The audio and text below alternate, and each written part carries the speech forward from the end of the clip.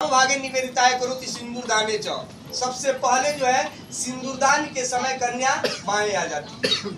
शय्यागृह में जिस आप बिस्तर पे बैठते हैं सोते हैं वहाँ वो बाएं तरफ रहेगी। सर्वेनम धर्म अनुष्ठान यज्ञ इत्यादि संसार के सारे धर्म कार्यों में यज्ञ अनुष्ठान में दक्षिणे भागे कन्या किधर रहेंगी, पति किधर रहेंगी, दाहिने तरफ। सर्वेनम अग्रभागे निवेदिता यात्रा नाम प्रकरण बहुत से निवेदिता।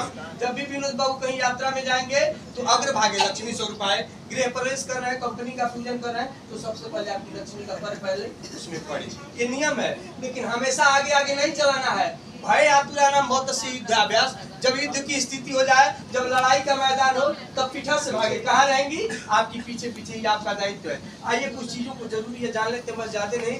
ये धान का अलावा बांस का बड़ा उपयोग किया जाता है दुनिया में हर जगह, भारत में हर जगह बांस का उपयोग किया जाता है। शादियों में वंशे नाम अव्यंत्र वंशरोपण के लिए किया जाता है, इसलिए वहाँ पे भी एक टहनी लगाया गया था। भारत का सबसे मतलब इस दुनिया का एकमात्र ऐसा पौधा जो बड़े तेजी से ग्रोथ करता है, बढ़ता है ना। और बढ़ने के साथ साथ एक और उसमें क्षमता है, एक फूटी का जो लगाओ फूटी जा